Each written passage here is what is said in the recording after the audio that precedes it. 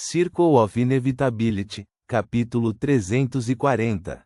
Gato Preto. Quartier de la Maison d'Opéra, Rue Lombard. A rua era famosa por sua variedade de doces, e doces coloridos adornavam cada esquina.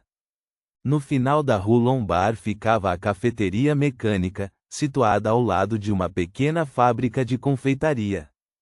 De fora, parecia um lugar comum, e mesmo espiando pelas janelas de vidro, não havia indícios de sua natureza mecânica.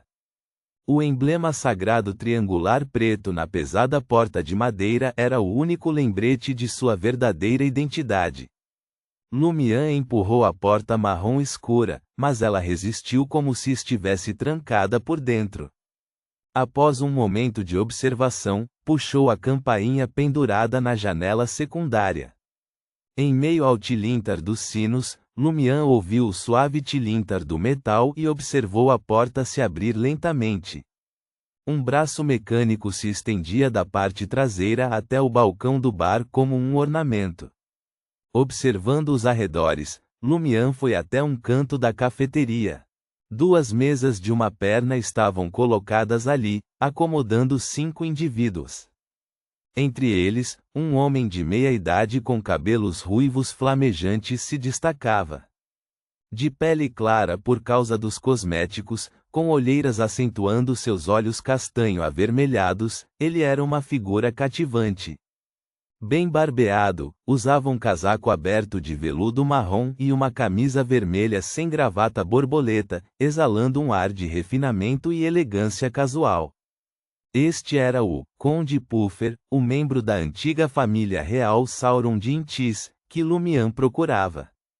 Tendo herdado uma fortuna substancial de seu pai, ele não se aventurou na política, serviço militar ou comércio.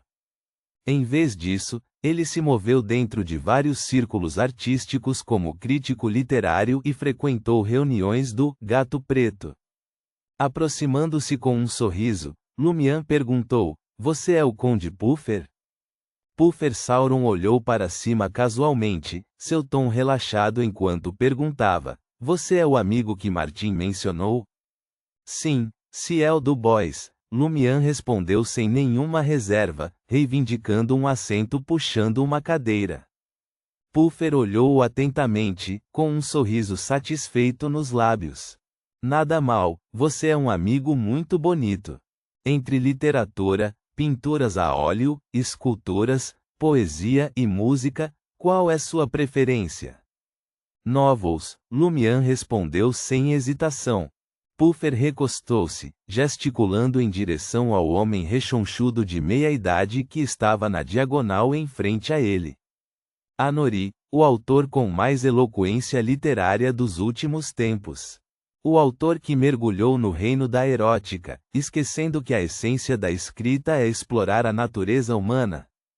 Lumian naturalmente se lembrou da avaliação de Aurore sobre este novelista. Inicialmente, as obras de Anori exploravam o amor como um meio de entender a humanidade. Mas com o tempo, o foco mudou, consumido pelo primeiro. Aurore acreditava que, se não fosse pelas restrições, Anori poderia ter escrito algo parecido com Monks Chasing Dogs, um romance picante. É claro que Lumian pouco se importava em investigar a natureza humana, ele simplesmente gostava das partes envolventes. "Suas novels certamente ampliaram meus horizontes", ele disse a Anori genuinamente. Com cabelos pretos e olhos azuis, Arnaud deu uma tragada em seu cachimbo, e comentou: "Felizmente, você não mencionou que gostou da minha Morte de um Arauto." "Morte de um Arauto. Não é obra de Adri?" "Certo." Aurore mencionou a similaridade nos nomes, levando a confusões frequentes. Entendimento surgiu quando Lumian perguntou: "Você quer dizer o Adri que é apoiado pelo governo, ganhando uma fortuna de 5 dígitos anualmente, mas só consegue falar merda?" Anori caiu na gargalhada. "Isso vale um copo de absinto." Com isso, ele tocou 3 vezes no botão de metal cinza prateado na mesa de uma perna à sua frente. O Conde Puffer gostou da recepção de Lumian e começou a apresentar os outros membros da organização Gato Preto. Entre eles estavam Mullen, um pintor de pele pálida e cansada, Ernest Young, um crítico literário de aparência um pouco severa, e Iraeta, um poeta que segurava um cachimbo de cerejeira. Assim que Lumian estava encerrando seus cumprimentos, testemunhou a superfície cor de ferro da mesa de uma perna de Anori se abrir inesperadamente, desabrochando como uma flor. Dentro, um copo de absinto esmeralda, irradiando um brilho onírico, apareceu em uma bandeja que subia por meio de um elevador mecânico. O autor Anori pegou o copo de absinto e jogou uma moeda de prata que valia um verdor na bandeja. Gradualmente, o elevador mecânico desceu, fazendo com que a superfície metálica partida se fechasse, restaurando a mesa de uma perna ao seu estado original. Anori deslizou o absinto em direção a Lumian, com um sorriso estampado em seu rosto. Saudações pelo que você acabou de dizer. É realmente uma cafeteria mecânica. Lumian se identificou com este lugar. Seu olhar se voltou para a perna larga e resistente da mesa, suspeitando que ela fosse oca e estivesse ligada a um conduíte subterrâneo.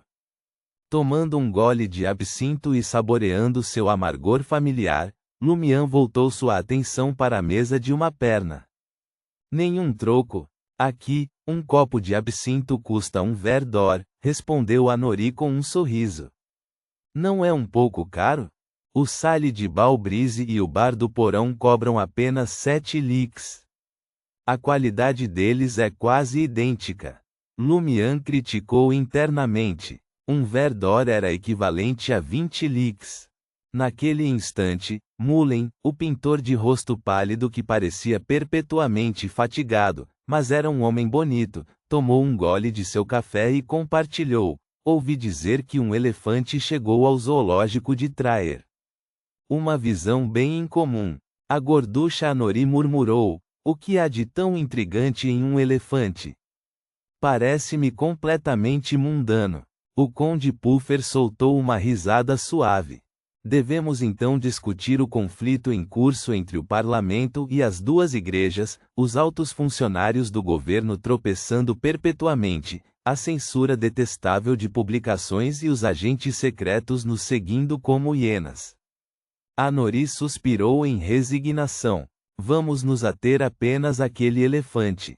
Em meio às risadas dos membros do Gato Preto, o Conde Puffer cruzou a perna direita e propôs, já que temos um novo amigo, que tal participar de um jogo de misticismo? Um jogo envolvendo misticismo? As sobrancelhas de Lumian se contraíram. Que tipo de jogo? Perguntou Iraeta, o poeta, dando uma tragada contemplativa em seu cachimbo. O Conde Puffer sorriu e disse, um jogo conhecido como Torta do Rei. Observando as expressões perplexas ao redor da mesa, o Conde Puffer riu e continuou, nenhum de vocês tem uma infância ou uma família. Vocês não jogaram esse jogo? A regra é dividir a torta do rei em porções iguais ao número de participantes mais um. A parte maior é ritualmente dedicada a uma divindade ou ancestral estimado que temos em reverência. Entre as porções restantes, uma contém uma fava ou moeda escondida. Quem a descobre se torna o rei do dia, com poderes para dar comandos aos outros. Naturalmente, esses comandos devem permanecer dentro dos limites da razão. O aspecto místico envolve oferecer o excesso da torta do rei em sacrifício? Lumian lançou um olhar para Anori, Mullen e o resto, intrigado pela ideia e curioso para saber se algum Beyonder fazia parte do grupo. Claro, nenhum deles parecia ser. Em pouco mais de 10 segundos, a proposta do Conde Puffer obteve a concordância de todos, exceto Lumian. Ele começou apertando o botão correspondente em sua mesa de uma perna, apertando o número apropriado de vezes para sinalizar a cozinha para despachar uma torta do rei. Dizem que essa sobremesa era uma das preferidas desde a época da dinastia Sauron. Reticências. No subterrâneo da Igreja do Santo Robert, dentro dos limites da Inquisição, uma reunião de purificadores estava em andamento. Valentine, Inri e seus companheiros purificadores se reuniram no escritório do diácono Angoulême. Vestido com uma camisa dourada clara e calças branco claras, Angoulême levantou o dossiê em sua mão e se dirigiu ao grupo. Nós verificamos que o corpo encontrado na Rue Vincent, número 50, no Quartier de la Princesse Rouge, é o de Guillaume Benet, o antigo padre procurado. Garanta que a sede da polícia retire os cartazes de procurados do distrito comercial. O caso do distrito comercial não estava sob a jurisdição dos purificadores, mas Valentine tinha ouvido falar sobre ele. Finalmente, houve confirmação. Vestindo um casaco azul formal, Valentine olhou para Angoulême e perguntou: Diácono, houve algum desenvolvimento na investigação do assassino de Guillaume Benet? No momento, nenhum suspeito, respondeu Angoulême, seus cabelos dourados, sobrancelhas e barba emprestando-lhe uma aura imponente.